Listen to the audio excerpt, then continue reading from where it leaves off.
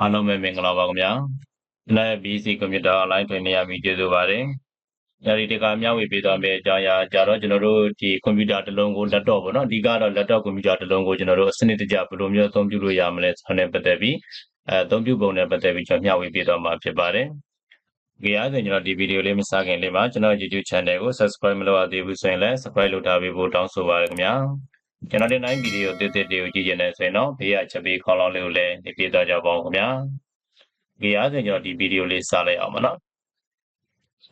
โอเคအဲ့တော့ပထမဆုံးကျွန်တော်တို့ဒီစပြီးပြောမယ်ဆိုလို့ရှိရင်ကျွန်တော် wallpaper နဲ့ပတ်သက်တဲ့အကြောင်းပေါ့နော်အဲ့တော့ wallpaper နဲ့ပတ်သက်ပြီးတော့ပြောမယ်ဆိုရင် wallpaper ကကျွန်တော်တားကြီးအရေးကြီးတာမဟုတ်ဘူးဆိုပေမဲ့တော့တိုင်းတာတစ်ခုထိအရေးကြီးတာဖြစ်ပါတယ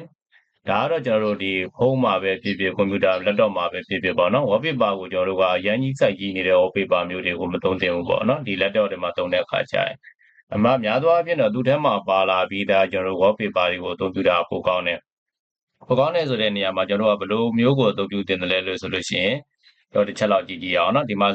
ဒီထဲမှာဆိုလို့ရှိရင်ဒါကျွန်တော်တို့ဒါပါရင်တိုင်းပေါ့เนาะ Windows 11မှာဆိုလဲ Windows 11ပါဆိုလို့ Windows 10ဆိုလဲ Windows 10နဲ့ပတ်သက်တဲ့သူ့ဟာနဲ့သူ wallpaper လေးတွေရှိတယ်เนาะတော့ဒီနေရာမှာသွားကြည့်လို့ရတယ် personalize ဆိုတဲ့နေရာပေါ့เนาะ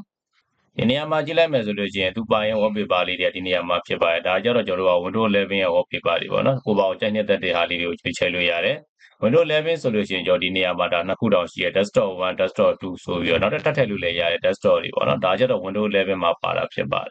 အဲ့လို Windows 10ဆိုလို့ရှိရင်လည်းကျွန်တော်တို့အဲ့ဒီမှာ personalize ကသွားပြီးထည့်လို့ရတယ်Windows 7သုံးနေတဲ့သူတွေဆိုလို့ရှိရင်လည်းကျွန်တော်အဲ့ဒီအောက်ထဲမှာ personalize ကသွားပြီးတော့ကျွန်တော်တို့တဆင့်ပြောင်းလို့ရမှာဖြစ်ပါတယ်ကြိုက်တဲ့ wallpaper ပေါ့နော်အဲ့လိုမှမဟုတ်ဘဲနဲ့ကျွန်တော်တို့ဘာလို့ဒီပြန်ပြီးတော့ဒီဟာလာ Google တို့ဘာလို့ပါပြီးဆွဲတာပေါ့နော် online အမီ download ဆွဲယူပြီးတော့မှကျွန်တော်တို့ကတဆင့်ပြန်သုံးနေဆိုရင်ကျို့ wallpaper တွေကကျွန်တော်တို့ site အရင်ကြီးနေတယ်ဆိုလို့ရှိရင်ကွန်ပျူတာကိုကျွန်တော်တို့လေ့လာသင်မှာဖြစ်ပါတယ်။ Okay နောက်ထပ်ဒုတိယအချက်အနေနဲ့ကျတော့ကျွန်တော်တို့ပါလဲဆိုလို့ရှိရင် laptop ကိုဘယ်လိုနေရာမျိုးမှာထားမလဲပေါ့နော် laptop ရဲ့ location ကိုပြောတာဖြစ်ပါတယ်။ desktop တို့ပဲဖြစ်ဖြစ် laptop ပဲဖြစ်ဖြစ်ပေါ့နော်ဒီနေရာမှာတော့ကျွန်တော်တို့ကအဓိက laptop ကိုထားပြောတယ်ဆိုတော့ပြင်မဲ့ကျွန်တော် desktop နဲ့လည်းခြုံဝင်တယ် desktop ကွန်ပျူတာတွေလည်းပေါ့နော်တိုးတော်လည်းပဲကျွန်တော်က laptop ကပို့ပြီးတော့နုညံ့နေအသုံးပြုရတဲ့အခါမှာ desktop တဲ့စားလို့ရှိရင်ဘာဖြစ်လို့လဲဆိုတော့သူ့ရဲ့ဒီဖွဲ့စည်းပုံရဲ့သဘောတရားကိုကကျင်းတာဖြစ်ပါတယ်เนาะ laptop ရဲ့အထက်ထဲမှာပါဝင်တဲ့ပစ္စည်းတွေကကျွန်တော်ဒီထဲမှာတိတိလေးနဲ့သူပြည့်ပြည့်စုံစုံထည့်ထားတာပေါ့เนาะဒါကြောင့်မလို့ကျွန်တော်တို့ကသူ့ကိုအသုံးပြုတဲ့အခါမှာပို့ပြီးတော့ view ဆိုင်ရတာဖြစ်ပါတယ်ဒီထဲမှာရှိနေတဲ့ပစ္စည်းတွေကပို့ပြီးတော့အပူလွယ်တယ်သူကထားတဲ့အခါမျိုးပေါ့เนาะအဲဒီကမှဆိုကျွန်တော်တို့ကအဓိကမှန်မှန်ကန်ကန်ထားတဲ့နေရာကတော့ laptop ကိုအခုလိုမျိုးကျွန်တော်တို့ဒါကျမ်းပြင်ပေါ့နော်မာကျောတဲ့ကျမ်းပြင်ပေါ်မှာချထားဖို့လိုတယ်နံပါတ်1အချက်ပေါ့နော်နောက်နံပါတ်2အချက်ကတော့ကျွန်တော်တို့ကအေးတဲ့နေရာမျိုးမှာအသုံးပြုတင်တယ်ဒါကတော့အရေးကြီးတယ်သို့တော်လည်းပဲကျွန်တော်တို့ကအေးတဲ့နေရာဆိုတာအများနဲ့မဖြစ်နိုင်ပေါ့နော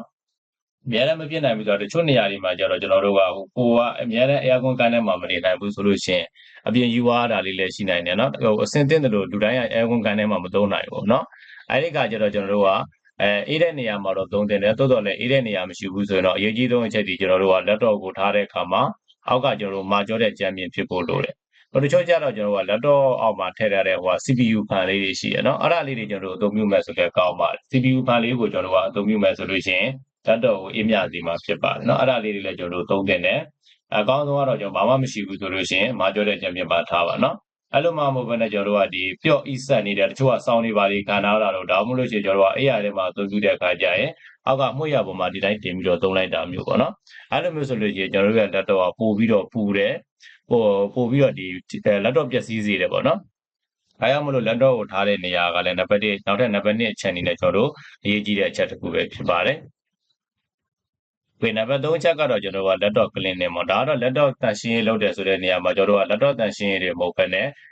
desktop ပဲဖြစ်ဖြစ် laptop ပဲဖြစ်ဖြစ်ပေါ့နော်တန်ရှင်းရေးကိုကျွန်တော်တို့မကြာခဏလုပ်ပေးတင်တယ်အနည်းဆုံးတော့ကျွန်တော်တို့ကတစ်ပတ်ကိုတစ်ချိန်လောက်ပဲဖြစ်ဖြစ်ပေါ့နော်တစ်ပတ်ကိုတစ်ချိန်လောက်ပဲဖြစ်ဖြစ်ကျွန်တော်အနည်းဆုံးမဖြစ်မနေလုပ်ပေးတင်မှာဖြစ်ပါတယ်။ Okay အဲ့တော့ laptop တန်ရှင်းလေးတွေဘယ်လိုလုပ်လဲဆိုတာလေးကိုကျွန်တော်မျှဝေပေးမယ်နော်လူများစုကတော့ကျွန်တော်သိထားပြီးသားဖြစ်ပါတယ်အဲ့တော့ကျွန်တော် laptop တန်ရှင်းရေးသွားပြီးတော့လုပ်ကြည့်ကြည့်အောင်အဲ့တော့ကျွန်တော်တို့ laptop ကိုတန်ရှင်းရေးလုပ်မယ်ဆိုပထမအဆုံးအနေနဲ့ကျွန်တော်တို့ window key နဲ့ R နဲ့ကိုတွဲနေရမှာဖြစ်ပါတယ် run box ကိုခေါ်လိုက်မယ်ပေါ့နော်ဒါလေးတွေကများသောအားဖြင့်တို့ကွန်ပျူတာသုံးတဲ့သူတို့တော်များများသိပြီးသားเนาะဒါပေမဲ့ကျွန်တော်ကမသိသေးဘူးအခုမှအခြေခံစသုံးမယ်ဒါလေးတွေမဖြစ်မနေလုပ်ဆောင်သင့်တဲ့အချက်ဖြစ်လို့ထပ်တင်ပြောကြပြီးသားဖြစ်ပါတယ်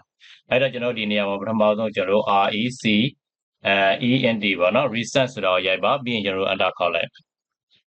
enter ခေါက်လိုက်တဲ့အခါကျကျွန်တော်တို့ဒီမှာသုံးထားတဲ့ဒါ file လေးတွေပေါ့ဒါတော့ကျွန်တော်ကမကြာခဏဆိုလုပ်တယ်အနည်းဆုံးကျွန်တော်ကတရက်ကိုတစ်ချိန်လောက်ဒီတရားမျိုးကိုကျွန်တော်တို့တန်ရှင်းလုပ်ပေးတာဖြစ်ပါတယ် တကယ်လို့ကျွန်တော်တို့ကတန်ရှင်းမလုံးနိုင်ဘူးဒီနေ့တစ်ခါမလုံးနိုင်ဘူးဆိုရင်တော့တစ်ပတ်တစ်ချိန်လောက်တော့ဒါပုံမှန်အပြင်လုပ်ပေးရမှာဖြစ်ပါတယ်ဒါ shortcut တွေပေါ့ဗျာနော်သူကအသုံးမလို့ကျွန်တော်ဒီမှာ 1k လောက်ထိရှိတယ်တစ်ခုတစ်ခုကိုကျွန်တော် 1kb လောက်ထိရှိတယ်ကျို့ဆိုကျွန်တော်ဒီမှာ 2kb လောက်ထိအောင်ကျွန်တော်တို့ကြီးနေတာရှိတယ်နော်ဒါတွေကကျွန်တော်တို့လက်တော့တွေကအမိုက်တွေဖြစ်တယ်အဲ့ဒီအမိုက်တွေကိုကျွန်တော်တို့ကတန်ရှင်းလုပ်ပေးရမှာဖြစ်ပါတယ်အဲ့တော့ကျွန်တော်ပြီးဒီလိုမျိုးပေါ်လာပြီဆိုလို့ရှိရင်ကျွန်တော် keyboard ကမီ control နဲ့ A နဲ့ကိုတွန်းနေလိုက်ပါဒီတဲ့ခါကျကျွန်တော်နောက်တစ်ခါဒါကိုကျွန်တော်ကလုံးဝမသိမ်းတော့ဘူးเนาะတက်ပြန်ပြီးတော့ကျွန်တော် restore လုပ်စရာမရှိဘူးဒါကြောင့်အပြည့်ရှင်းမှာဖြစ်တဲ့အတွက်ကြောင့်မလို့ keyboard ကမီကျွန်တော်တို့ shift key နဲ့ delete key နဲ့ကိုတွန်းနေလိုက်ရမှာဖြစ်ပါတယ် shift delete ပေါ့เนาะဒါဆိုကျွန်တော်တို့ပြတ်သွားမှာဖြစ်ပါနောက်တစ်ခုကကျတော့ကျွန်တော် window key နဲ့ R နဲ့ကိုပြန်ပြီးတွန်းနေလိုက်မယ်ဒီတဲ့ခါမှာတော့ကျွန်တော်တို့က temp ဆိုတာကိုရိုက်ပြရမှာဖြစ်ပါတယ်ပြီးရင်ကျွန်တော် keyboard ကမီကို enter ခေါက်လိုက်ပေါ့เนาะသူကကျတော့နည်းတယ်ဆိုတာကကျွန်တော်ခဏရှင်းလို့နေတာเนาะမရှင်းရသေးဘူးဆိုကျွန်တော်အရင်များလိုက်မယ်ပြီးရင်ကျွန်တော် control နဲ့ A နဲ့ကိုတွက်နေမယ်ပြီးရင် shift delete ပေါ့ခုနအတိုင်းပဲကျွန်တော်လုပ်ပြရမှာဖြစ်ပါတယ်အခုလိုမျိုးပေါ်လာပြီဆိုရင်တော့သူကတော့ဒါတစ်ခုတည်းပုံများလို့ရှိရင်ကျွန်တော်ဒီနေရာမှာအမှန်တကလေးချစ်ပေးရမယ်เนาะဒီမှာဆိုကျွန်တော်က3ခုလောက်ရှိတာအောင်အဲဒီကကျတော့တစ်ခုတည်းပုံများတယ်ဆိုရင်ကျွန်တော်သူ့ကိုအမှန်တကလေးချစ်မယ်ပြီးရင်ကျွန်တော်ဒီနေရာမှာ skip ဆိုပြီးပေးရမှာဖြစ်ပါတယ်တချို့ဟာတွေကကျွန်တော်ဖြတ်လို့မရတဲ့ဟာတွေကိုမဖြတ်နဲ့ပေါ့เนาะမဖြတ်ဘဲနဲ့ကျွန်တော်ဒီတိုင်းထားပြီးတော့ခြံထားပေးရမှာဖြစ်ပါတယ်နောက်တစ်ခုကကျတော့ကျွန်တော် window key နဲ့ R နဲ့ကိုတွန်းနေလိုက်ပါဒီနေရာမှာတော့ကျွန်တော်တို့ကဘာကိုသုံးမလဲဆိုရင် percentage tab ပေါ့နော်ဒါကျတော့ကျွန်တော်တို့က shift key နဲ့ number 5နဲ့နော် keyboard ကအပေါ် shift key နဲ့ number 5နဲ့ percentage ကိုရနေလိုက်ပြီးတဲ့အခါကျကျွန်တော်တို့ temp tab ပြီးနောက်တစ်ခါကျတော့ကျွန်တော်တို့ percentage နဲ့ပြန်ပိတ်ပေးလိုက်ရမှာဖြစ်ပါတယ် okay အဲ့လိုပိတ်ပြီးတဲ့အခါကျရင် keyboard ကပြီးကျွန်တော်တို့ enter ခေါက်လိုက်အခုလိုမျိုးကျွန်တော်တို့ပုံစံအနေနဲ့ကြာလာလိုက်ဒါတော့အပြင်ဒီ tab file တွေကဘယ်လိုမျိုးတွေကြောင့်တက်တယ်ဆိုလို့ချင်းဒါတော့ကျွန်တော်တို့လောလောဆယ်မှာတော့ software install တင်တာမရှိဘူးနော် software တွေပါတွေ install တင်ပြီးသွားတဲ့အခါကျတော့ဒါအများသောအားဖြင့်ချိန်စီပေါက်လုပ်ပေးတဲ့ဒီနေရာမှာအများသောအားဖြင့်ရောက်တာဒီ software ကို install တင်ပြီးတဲ့နောက်မှာမလိုအပ်တဲ့ file ကျွင်းကြံတွေကဒီနေရာမှာရှိနေတယ်နော်များသောအားဖြင့်သူကကျွန်တော်တို့ပို့ပြီးတော့ကြီးတယ်ပေါ့ဗျာအဲ့တော့ဒီမှာဆိုလို့ရှိရင်သူက252လောက်ထိအောင်တော့ရှိတယ် MB ဒီမှာဆို2000လောက်ကျော်နေတာမျိုးတွေပေါ့နော် KB 2000ကျော်လောက်ထိအောင်သူကရှိတာလေးတွေတချို့ဟာလေးတွေကတော့0 byte လေးတွေပါနော်အဲ့တော့ကျွန်တော်တို့ကသူ့ကိုလည်းမလိုအပ်တဲ့အတွက်ကြောင့်မလို့ control နဲ့ A နဲ့ကိုတွန်းနေမယ်ပြီးရင်ကျွန်တော်တို့ shift key နဲ့ delete key နဲ့နှိပ်ပြီး enter ခေါက်ပေးလိုက်ဒါလေးတွေကတော့ကျွန်တော်တို့ကဒီတိုင်းပဲထုံးစံအတိုင်းပေါ့နော်ဒီနေရာမှာမှန်ချင်ပေးပြီး skip ဆိုတော့နှိပ်ပေးလိုက်ရမှာဖြစ်ပါတယ်ဒါဆိုကျွန်တော်တို့ဖြတ်လို့မရတဲ့ဟာတွေတော့မဖြတ်နဲ့เนาะဒါဒီတိုင်းရနေတဲ့ဟာကိုကျွန်တော်တို့ skip လုပ်ပြီးချော်ပေးမယ်နောက်တစ်ခုကကျတော့ကျွန်တော်တို့ window key နဲ့ R နဲ့ကိုတွန်းနှိပ်လိုက်ပါဒီနေရာမှာတော့ကျွန်တော်တို့က prefix ပေါ့နော် PRESSETCH ဆိုတော့ရိုက်ပေးပါပြီးရင်ကျွန်တော်တို့ enter ခေါက်လိုက်Okay အဲ့ဆိုရင်သူကလည်းကျွန်တော်တို့တော်တော်လေးအများကြီးတစ်ခါလေးမှဒီနေရာမှာကျွန်တော်တို့ဒီစာလေးမပေါ်ခင်မှာသူက running ပေါက်လေးတစ်ခုကြားတယ်နော်အဲ့ဒီနေရာကျကျွန်တော်က yes ဆိုပြီးတော့သူလက်ခံပေးရမှာဖြစ်ပါတယ်နော်လက်ခံပေးမောင်းနဲ့သွားနှိပ်လိုက်မယ်အဲ့ဒါမှတရားလေးပေါ်လာလိုက်မယ်ဖြတ်မလားမဖြတ်ဘူးလားဆိုတာမေးတာပေါ့နော်ဒီမှာလည်းပဲသူကတော်တော်လေးများတယ်ဒါလေးတွေအမိုက်ကလေးတွေပေါ့နော်ဒါတော့ကျွန်တော်ကနေတိုင်းရှင်းတယ်နော်မရှင်းလို့ရှင်းတော့မှခုနကကျွန်တော်တစ်ပတ်လောက်တော့တစ်ခါရှင်းပေးရပြီးရင်ကျွန်တော်တို့ control key နဲ့ A နဲ့ကိုတွန်းနေမယ်ပြီးရင်ကျွန်တော်တို့ shift key နဲ့ delete key နဲ့ဖိပြီး enter ခေါက်လိုက်ဒါတော့ကျွန်တော်တို့အကုန်လုံးပြတ်သွားတာပေါ့ဗျာနော်ဒီဒါကတော့ကျွန်တော်တို့အမှိုက်ရှင်းတာဖြစ်ပါတယ်နောက်တစ်ခုကကျတော့ကျွန်တော်တို့ကဒီကျွန်တော်တို့ရဲ့ကွန်ပျူတာထဲမှာ hard disk ဒါမှမဟုတ် SSD ပဲဖြစ်ဖြစ်ပေါ့နော်ဘာပဲသုံးကျွန်တော်တို့ရဲ့ hard disk တွေ SSD တွေကိုပို့ပြီးတော့တန်မောင်ပို့ပြီးလောက်ဆောင်ချက်ပို့ကောင်းအောင်ပေါ့နော်ပို့ပြီးတွက်လောက်အောင်ဆိုကျွန်တော်လုပ်ပေးဖို့လိုတယ်အဲ့ဒါကျတော့ကျွန်တော်ဘယ်လိုလုပ်ရမလဲဆို keyboard ကပြီးတော့ကျွန်တော်တို့ window key နဲ့ R နဲ့ပဲပြန်နှိပ်မယ် run box ကိုခေါ်လိုက်မှာပေါ့နော် run box ကိုခေါ်ပြီးတဲ့အခါကျရင်ကျွန်တော်ရိုက်ရမယ့်စာက DSRGUI ဖြစ်ပါနော်အဲ့ဒါရိုက်ပြီးသွားတဲ့အခါကျကျွန်တော်တို့ keyboard ကပြီး enter ခေါက်လိုက်enter ခေါက်လိုက်တဲ့အခါကျရင်ကျွန်တော်ဒီနေရာမှာလည်းကြည့်လို့ရတယ်ဒါကျွန်တော်ဒီmedia type ဆိုတဲ့နေရာမှာဒါကျတော့ကျွန်တော်က SSD ကိုသုံးထားတာနော်ဒါလေကျွန်တော်တို့က SSD ကိုမသုံးဘူးဒီ hard disk ကိုသုံးတယ်ဆိုတဲ့ဒီမှာ hard disk ဆိုပြီးပြတယ်မယ်ကျွန်တော်တို့ကွန်ပျူတာဘယ်လိုမျိုးစားကိုသုံးထားလဲဆိုတော့ဒီမှာကြည့်လို့ရတယ်နော်အဲ့တော့ဒီဘောတော့ဒါ Windows C ကဒါ Windows ရှိတယ်အောက်ကတော့ကျွန်တော်တို့ကတာမန်ဒီထည့်တဲ့ D ကပေါ့ဗျာနော် slogan ဖြစ်ပါတယ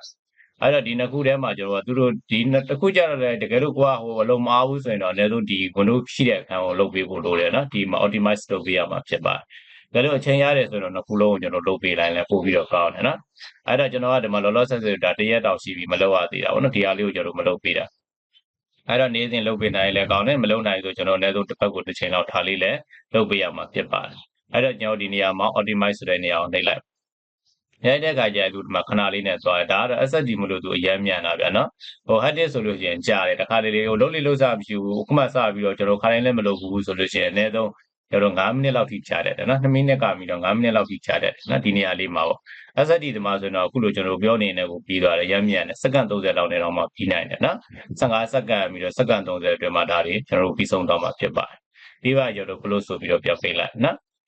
โอเคအဲ့ဒါကြတော့ကျွန်တော်တို့ကမဖြစ်မနေလို့စောင့်တဲ့ဒါဟိုကွန်ပျူတာရဲ့တန်ရှင်းလို့စောင့်ချက်လေးတွေပေါ့နော်အဲ့တော့ကျွန်တော်တို့ဒါဗီဒီယိုလေးကလည်းနည်းနည်းလေးရှင်းသွားပြီဆိုတဲ့အခါကျတော့ဒီနေရာမှာကျွန်တော်တို့အပိုင်း1နေနဲ့ရက်လိုက်မှာဖြစ်ပါတယ်နော်နောက်တဲ့အပိုင်းနဲ့ဒုတိယအပိုင်းကိုဆက်လက်ပြီးတော့ကြည့်ရှုပေးဖို့ကျွန်တော်တောင်းဆိုပါတယ်။ခေအားဆိုကျွန်တော်ရဲ့ဗီဒီယိုလေးကိုစုံကြည့်ရှုပေးတဲ့အတွက်အထူးပဲကျေးဇူးတင်ရှိပါတယ်ခင်ဗျာ။ကျွန်တော် YouTube Channel ကို Subscribe မလုပ်ရသေးဘူးဆိုရင်လည်း Subscribe လုပ်ထားပေးဖို့တောင်းဆိုပါတယ်။ကျွန်တော်တင်တိုင်းဗီဒီယိုတစ်တွေကိုကြည့်ကြတဲ့ဆိုရင်တော့ဘေးကချက်ပေးခေါင်းလောင်းလေးကိုလည်းနှိပ်ပေးသွားကြပါဦးခင်ဗျာ။ကျွန်တော် BC ကွန်ပျူတာ online training မှာသင်တန်းများတက်ရောက်လိုပါကဖုန်းနံပါတ်3ညကို88392121ကိုဆက်သွယ်စုံစမ်းမေးမြန်းနိုင်တယ်လို့ Viber မိတစ်စင်နဲ့ဆက်သွယ်စုံစမ်းမေးမြန်းနိုင်ပါတယ်ခင်ဗျာ။ Facebook Page Messenger ဆက်သွယ်လို့ရဆိုရင်တော့ BC ကွန်ပျူတာ online training ဆိုတဲ့ page တစ်စင်ဆက်သွယ်စုံစမ်းမေးမြန်းနိုင်ပါတယ်။အားလုံးပဲကိုယ်စိတ်နှပြရှင်လန်းချမ်းမြေ့ကြပါစေခင်ဗျာ။